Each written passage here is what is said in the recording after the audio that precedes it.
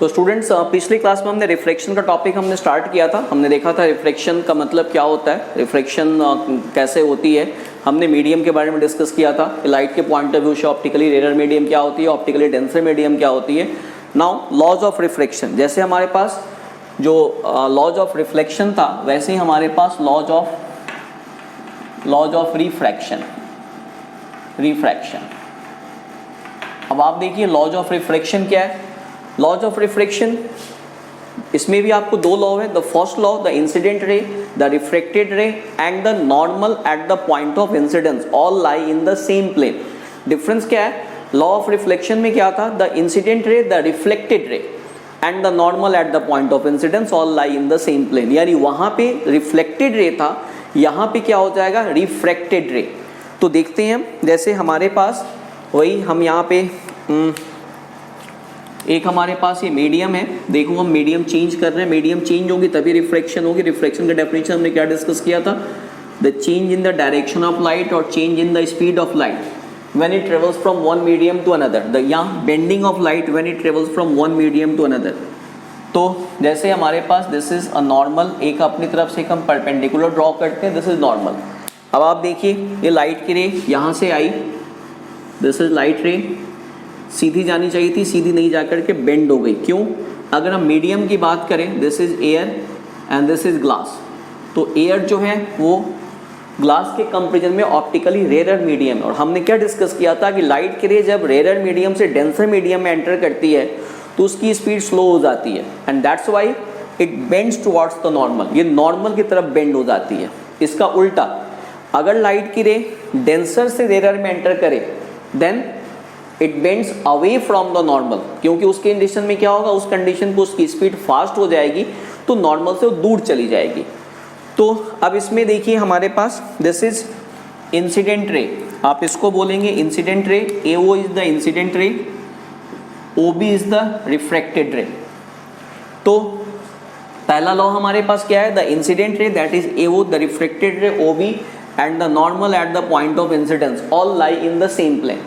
अब देखिए second law, यहाँ पे जो इंसिडेंट रे है, इंसिडेंट रे जो नॉर्मल के साथ जो एंगल बनाएगी that is called angle of incidence. इसको आप क्या बोलेंगे, एंगल ऑफ इंसिडेंस, जिसको हम I से डिनोट करते हैं। और रिफ्रैक्टेड रे नॉर्मल के साथ जो एंगल बनाएगी this is called angle of refraction, जिसको हम R से हम शो करते हैं। तो पहला लॉ तो ये था, the incident ray. First law we can write the incident ray, the incident ray, comma the refracted ray, the refracted ray and the normal at the point of incidence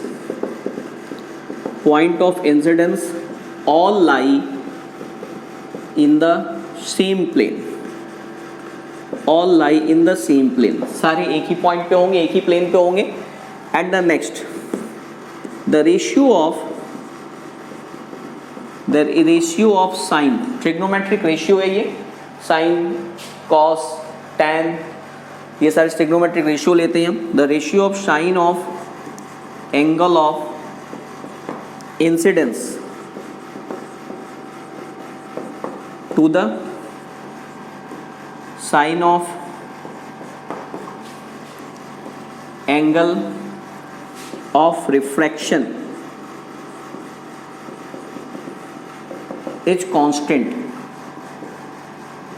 for a given pair of media,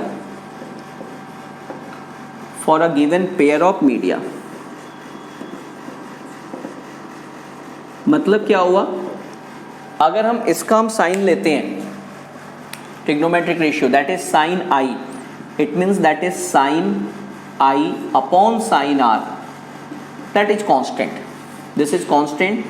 और इस constant को हम n से denote करते हैं, that is n, इस constant को हम n से डिनोट करते हैं। तो इन दोनों का रेशियो कांस्टेंट होगा for a given pair of media. Given pair of media का मतलब जब तक हम मीडियम को चेंज नहीं करेंगे तब तक ये वैल्यू चेंज नहीं होगी। अगर जैसे यहाँ पे मैंने पहली मीडियम एयर ली है, दूसरी मीडियम मैंने ग्लास लिया, अगर मैंने मीडियम को चेंज कर देता हूँ तब ये वैल्यू चेंज हो जाएगी, अदरवाइज ये वैल्यू चेंज नहीं होगी। And this second law is called, this second law is also called Snell's law. इस सेकेंड लॉ को हम बोलते हैं Snell's law, this is called Snell's law, the second law is called Snell's law. और यहाँ से हमें रिफ्रैक्टिव इंडेक्स की वैल्यू मिलती है, the value of N, N की जो वैल्यू यहाँ पे आएगी, the value of N is called, this is called refractive index. इसको हम क्या बोलते हैं, रिफ्रैक्टिव इंडेक्स। यानी आपको जिस मीडियम की रिफ्रैक्टिव इंडेक्स निकालनी हो तो आपको साइन आई और साइन आर की वैल्यू पता होनी चाहिए। We always find out the refractive index of second medium, यानी लाइट रे जिस मीडियम में एंटर करती है उसका रिफ्रैक्टिव इंडेक्स हम निकालते हैं। जैसे क्योंकि रिफ्रैक्शन यहाँ पे हो रही है, जैसे अगर इस फॉर्मूले से अगर हमें साइन आई और साइन आर की वैल्यू गिवन हो, then we can calculate the refractive index of glass. फिर रिफ्रैक्टिव इंडेक्स की वैल्यू निकालने के लिए हमारे पास दूसरा फॉर्मूला भी है, that is speed of light. हम स्पीड ऑफ लाइट के अकॉर्डिंगली वो रिफ्रैक्टिव इंडेक्स निकालते हैं। वो कैसे, देखिए, तो नेक्स्ट टॉपिक हम देखते हैं,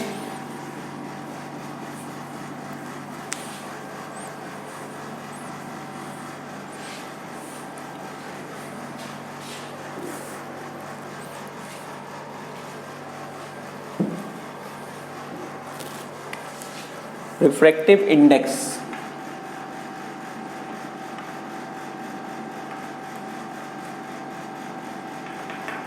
and speed of light. Refractive index and speed of light.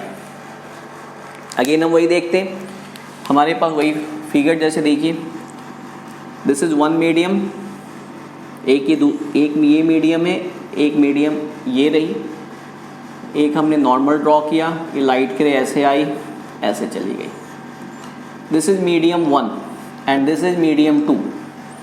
अब आपको इसमें रिफ्रैक्टिव इंडेक्स की वैल्यू निकालनी है। मैंने क्या बोला, रिफ्रैक्टिव इंडेक्स जिस मीडियम में लाइट एंटर करती है उसका निकालते हैं। तो that is refractive index of medium 2। इसमें हम किसका निकालेंगे, refractive index of medium 2 with respect to medium 1 के रिस्पेक्ट में हम मीडियम 2 का रिफ्रैक्टिव इंडेक्स की वैल्यू हम निकालते हैं इसमें। तो that will be equal to what, that will be equal to speed of light, speed of light in medium 1 divided by speed of light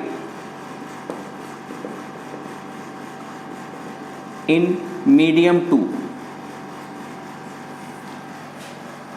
अगर यहाँ पे स्पीड ऑफ लाइट जो है, मान लो अगर v1 है और दिस इज v2 है, आप इसको मीडियम 1 मान लो, this is medium 1 and this is medium 2, ठीक है, पहले से मीडियम 2।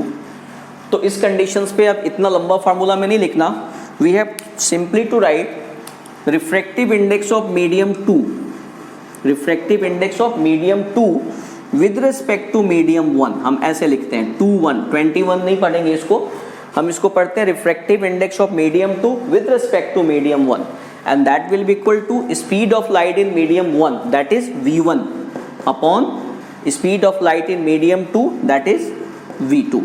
तो इससे हमें रिफ्रैक्टिव इंडेक्स की वैल्यू निकल आएगी, किसकी, मीडियम 2 की। इमेजिन करो अगर पहली मीडियम हमारे पास एयर है और दूसरी मीडियम हमारे पास ग्लास है, तो इस फॉर्मूले के अकॉर्डिंगली हम क्या निकालेंगे, refractive index of glass with respect to air. या आप इमेजिन कर लीजिए, ये मान लीजिए ये वाटर है, ये वाटर है, तो हम क्या निकालेंगे, refractive index of glass with respect to water and that will be equal to what, speed of light in water divided by speed of light in glass.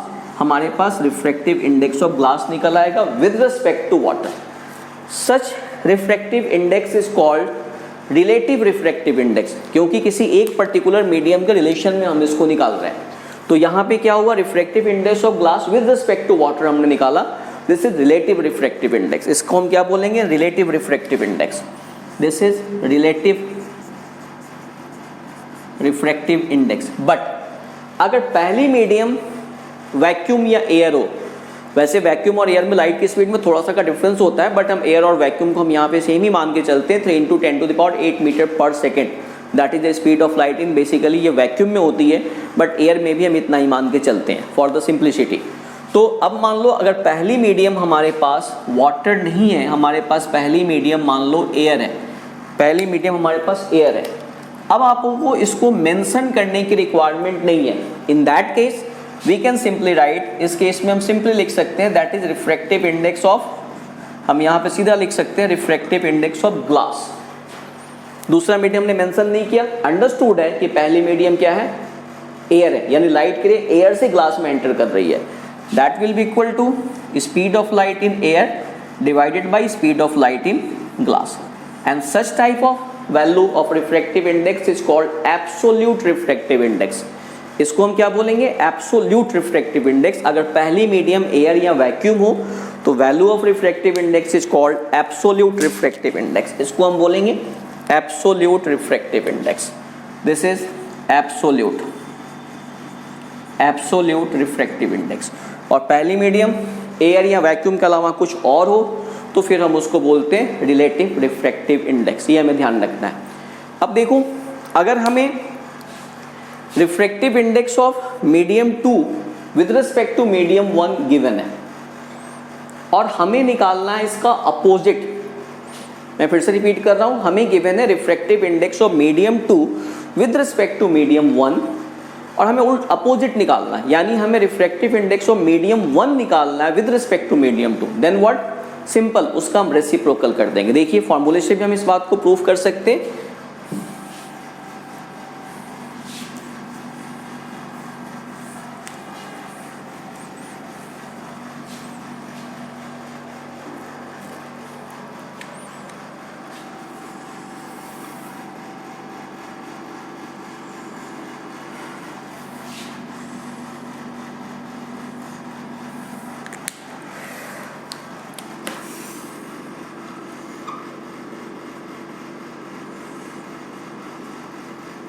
This is medium 1, speed of light हमने v1 ले लिया, and this is medium 2, speed of light हम यहाँ पे v2 ले रहे हैं।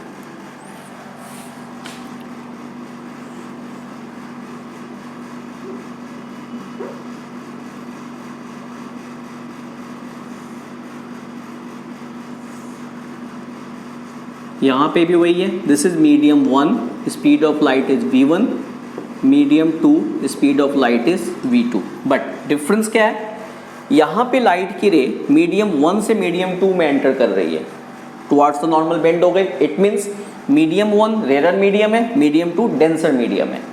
यहाँ पे उल्टा का इसलिए हमने लिया, यहाँ पे लाइट की रे मीडियम 2 से मीडियम 1 में एंटर कर रही है और अवे फ्रॉम द नॉर्मल चली गई।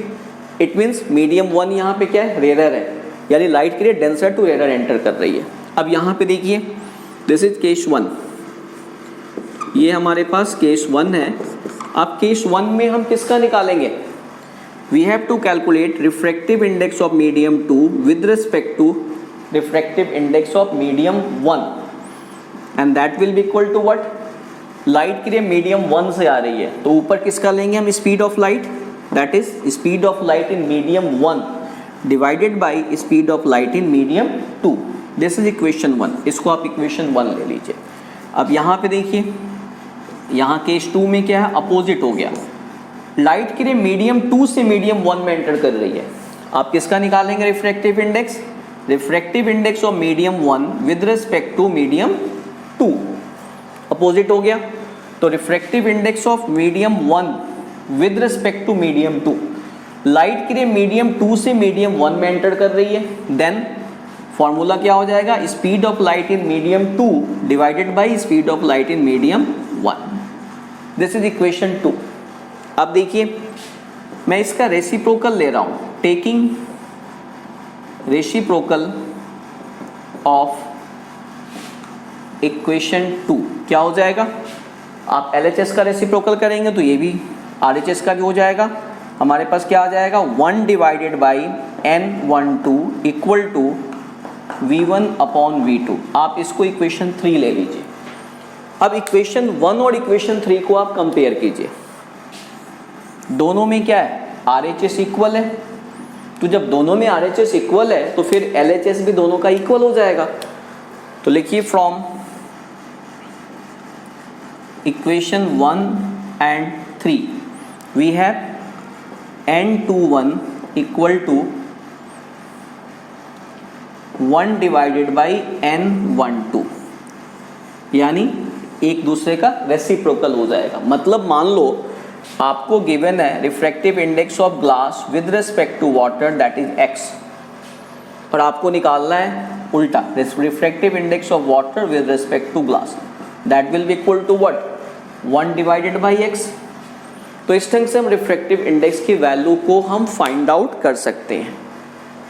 तो अब इस पे बेस्ड हमारे पास कुछ सर्टेन न्यूमेरिकल्स हैं और उसके बाद से फिर हम लेंसेज के बारे में डिस्कस करेंगे।